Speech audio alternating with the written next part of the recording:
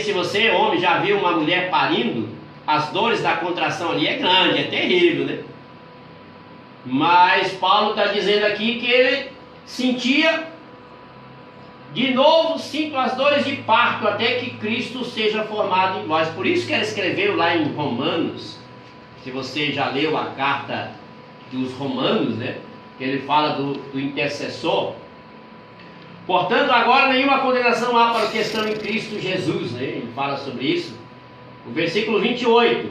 Sabemos que todas as coisas concorrem para o bem daqueles que amam a Deus, daqueles que clamam segundo o seu propósito.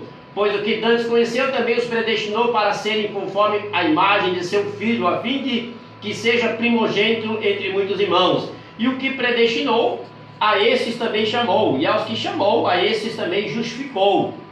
A quem justificou, a esses também glorificou. Que diremos, pois, essas coisas? Ele está falando sobre isso no versículo 26. Ele diz aqui, antes disso, ele diz: da mesma maneira também o Espírito ajuda as nossas fraquezas. Não sabemos o que havemos de pedir como convém, mas o mesmo Espírito intercede por nós com gemidos inexprimíveis. É aí que está as dores de parto. Quando a pessoa está orando e a oração ela passa do teto, meu irmão, a oração é em gemidos inexprimíveis. Não sei se você já esteve nessa condição de orar e as palavras não saírem da vossa boca, mas sim só os gemidos inexprimíveis. Essa é a oração que Paulo estava falando lá, que ele sente as dores de parto. Aqui no Romanos ele está falando que o Espírito Santo o ajuda, ele intercede por nós com gemidos inexprimíveis. A intercessão do Espírito Santo é ajudar a nossa oração a transpor o teto. Transpõe o teto. A oração ela vai diretamente ao trono da glória do Todo-Poderoso, porque se você acompanhar a história da Bíblia, eu gosto de citar muito a Bíblia porque eu não prego de mim mesmo, eu prego as coisas que são da Bíblia.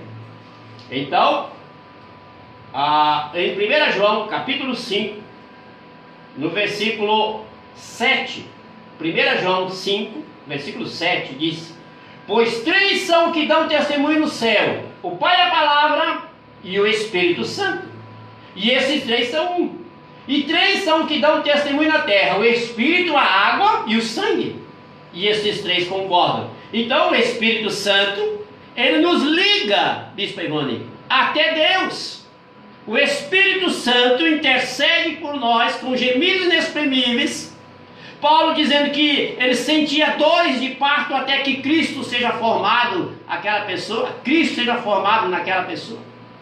E agora o João está dizendo que o Espírito dá testemunho no céu.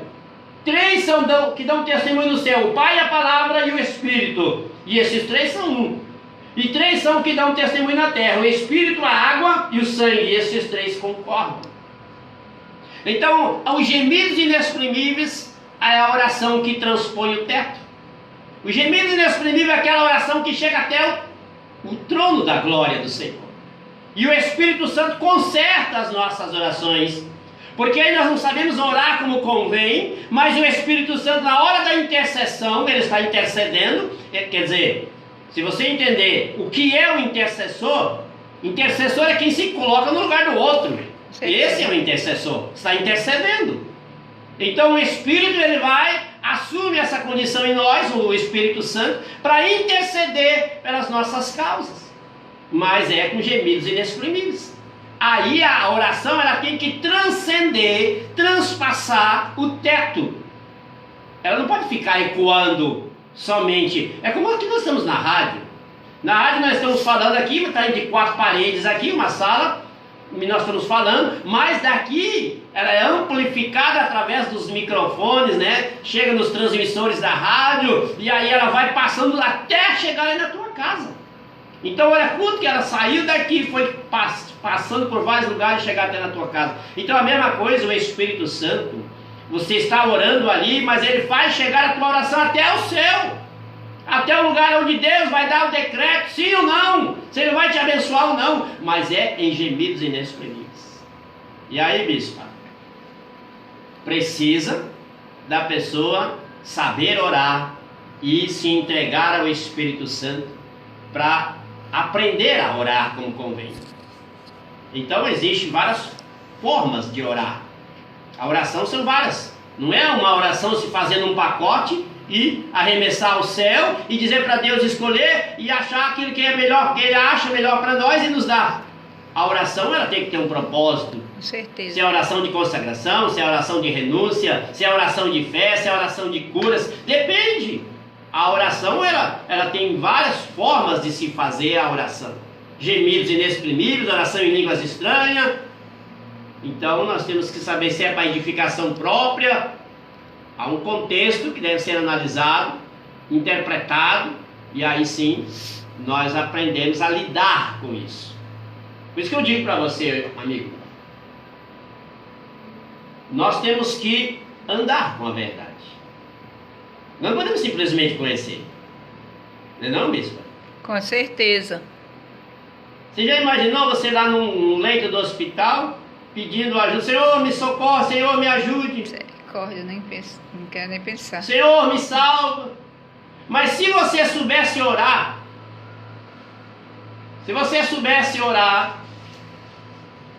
eita, glória a Deus, eu sei orar, pastor. Eu sei que você sabe orar.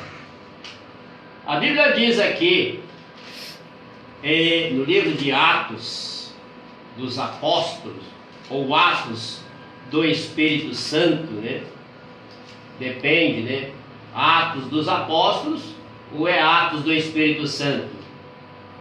Bom, o Espírito Santo manifestou a sua glória para aqueles homens e mulheres, né? Glória a Deus. Louvado seja Deus. Capítulo 12 de Atos. Então Pedro era guardado na prisão, mas... Lembra dessa história, bispo Evandro? Ei, ouvinte, você amigo. Pedro era guardado na prisão, tinha 4 grupos de 4 soldados em cada portão, 4 portões, e tinha cada portão daqueles ali, tinha um grupo de 4 soldados, eram 4 vezes 4, são 16 soldados. Era impossível ele sair dali, passar e chegar até a rua. No livro de Atos dos Apóstolos, Pedro estava ali porque ele ia ser morto. Herodes ia matar Pedro quando tinha mandado matar Tiago. E agora era a vez de Pedro. Mas a igreja fazia contínua oração por ele a Deus. Era impossível que Pedro saísse daquela prisão. E tinha 4 grupos de soldados, cada grupo com 4 soldados, e estavam ali guardando ele. E de repente, a Bíblia diz que Deus enviou um anjo e ele foi liberto, solto da prisão. Quando Pedro se deu por conta, ele estava lá na rua. Aí que ele foi se dar conta e o anjo foi para embora e ele se deu conta que estava solto. Meu Deus. Como que aconteceu esse milagre?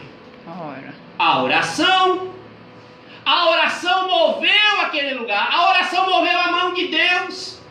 Que Deus mandou um anjo ali para soltar Pedro. Ei, se você soubesse orar, tá? Concordo. Nós não sabemos orar como convém, sim. Mas tem uma hora que a gente vai aprender a orar. Orar com Deus. Pedir as coisas a Deus. Falar com Deus. Nós temos que aprender a fazer isso. Faz parte da nossa vida com Deus. Aprender a orar. E aí que está a diferença. Andar com a verdade. Não, bispo? Com certeza, meu pastor. Será que a pastora Francisca está ouvindo nossa programação hoje? Não, meu pastor, ela foi pro Aleixo, Louvado seja Deus, ela foi para lá. Entendeu? Ela não está ouvindo. Quem está ouvindo a nossa programação é a irmã Lenilda, glória a Deus, que já acabou a oração de 6 horas. E ela já está no seu lar, irmã Lenilda, irmão José. estão ouvindo, eles ficam ligadinhos no 88.3. Um aquele abraço, né, para os ouvintes que estão ligados aí, né? DJ, tem palmas aí para alguém que está ouvindo? Vamos lá! Aí, ouvinte! Malenildo, irmão José, todos que estão aí ligados na programação, Deus abençoe e fortaleça vocês nessa fé. Nós temos que aprender. Chega uma hora que a gente aprende. É tipo andar de bicicleta. Tem uma hora que você aprende. E se anda, é difícil, mas você aprende. Tem uma hora que a gente aprende, meu irmão. E Deus tem prazer em ensinar as pessoas. Eu não estou ridicularizando a incompetência de ninguém, né? Não estou menosprezando uma pessoa que não saiba ler, mas eu estou ensinando. E nós precisamos mover a nossa estrutura de vida. Se nós entendemos uma coisa ontem, ela tem que ser renovada hoje.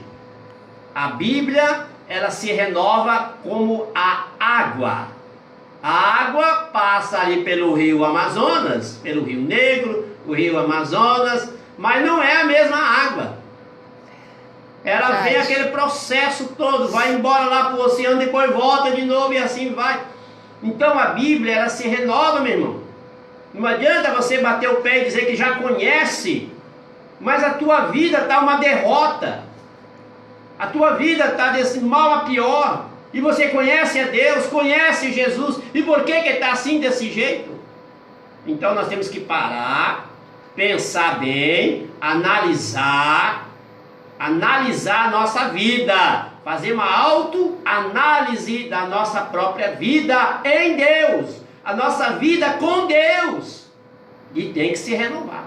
Todo dia tem que se renovar a nossa vida com Deus. E aí vai mudar completamente a nossa vida. Vai mudar. E mudar para melhor. Você não precisa ter um profeta a tiracolo. Você não precisa ter um pastor à tua disposição aí. Meu irmão, o único que te leva até o lugar de descanso lá, o céu, como as pessoas dizem, é Jesus. Não é pastor nenhum que vai te levar para o céu. Não é igreja que vai te levar para o céu, não. Então nós temos que aprender a conhecer o Salvador. Falar com o Salvador. Conhecer aquilo que agrada ao nosso Senhor e nosso Salvador. Nós temos que saber aquilo que Ele não gosta, que é para a gente não fazer. E aí sim, nós estamos agradando, louvando ao Senhor, bendizendo a Ele. Cristãos, crentes, mas nós somos crentes no Senhor, somos fiéis a Deus, somos fiéis a Jesus.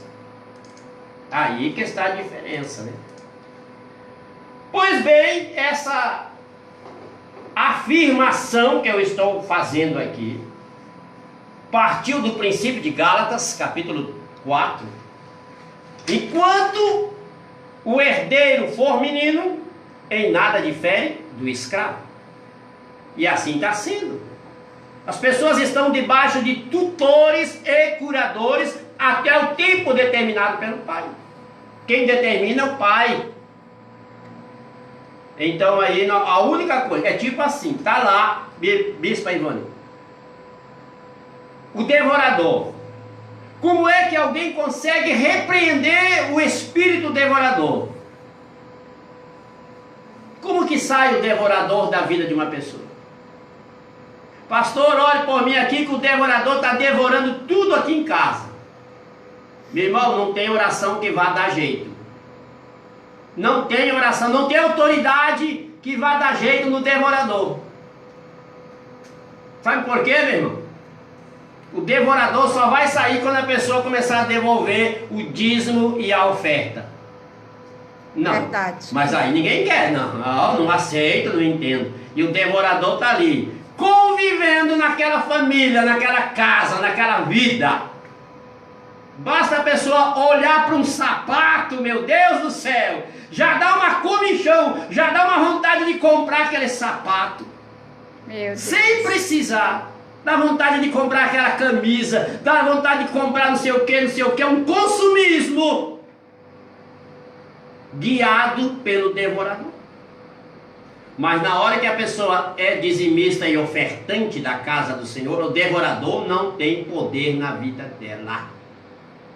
E tudo que ela começar a fazer vai prosperar, vai multiplicar, porque receberá a bênção do Senhor.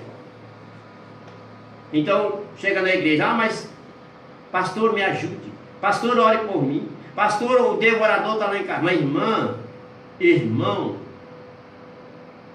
ímpio, pessoa que não é crente, quer ser abençoado, devolva seu dízimo e sua oferta.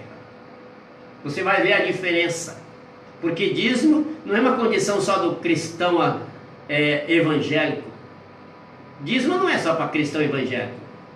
O dízimo você dá para a oferta, né? A manutenção da casa do Senhor, aonde você está sendo alimentado, instruído, ensinado. Você devolve o dízimo. A Bíblia nos orienta assim. E não é por obrigação. Ninguém é obrigado a devolver o dízimo. No Novo Testamento não existe uma imposição obrigando a pessoa a devolver o dízimo. Só que o dízimo agora é uma coisa maior do que a obrigação. É por amor a Deus. Verdade. É muito mais pesado, maior agora servir por amor do que por obrigação.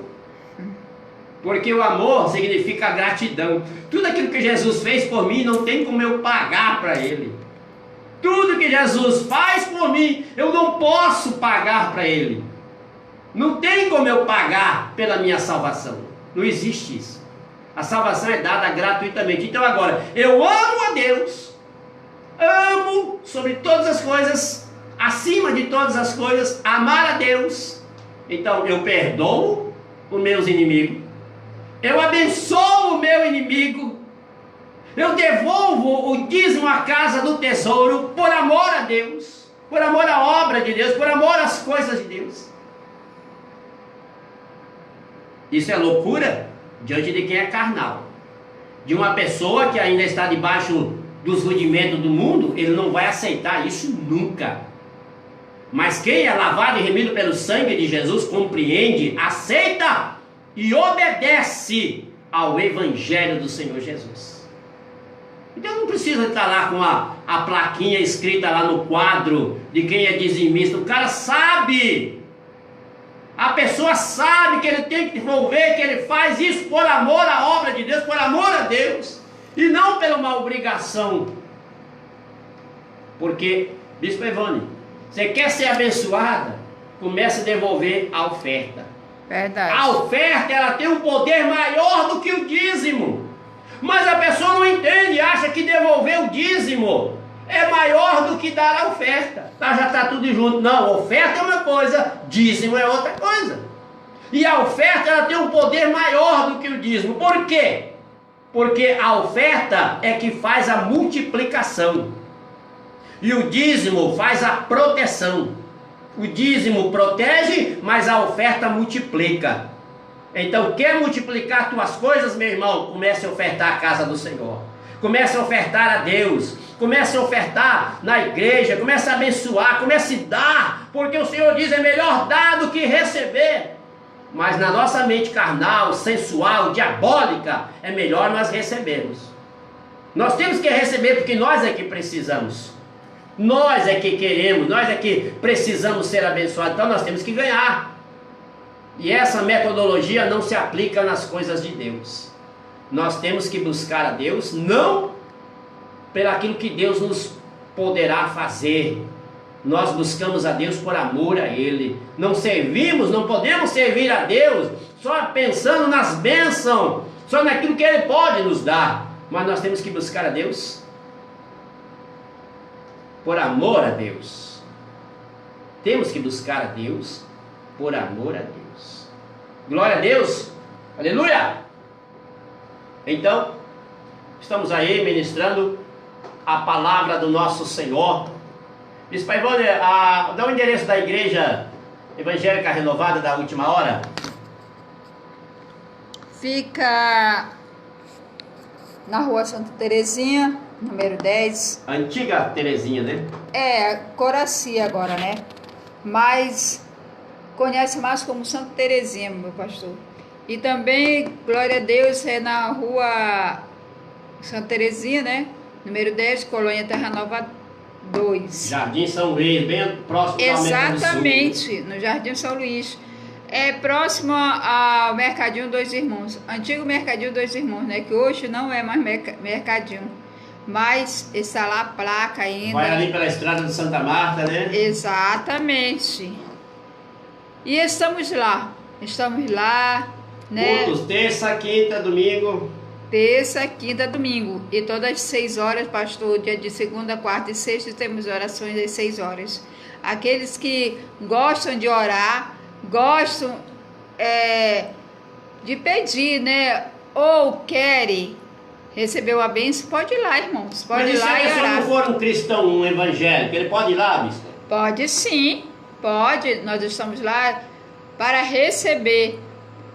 O Senhor não quer, pastor, Ele não quer só os crentes, mas sim, Ele quer também aqueles que não são crentes. Pode ir lá na nossa igreja, na Igreja Evangélica Renovada da Última Hora, que você será bem recebido, né? Glória a Deus.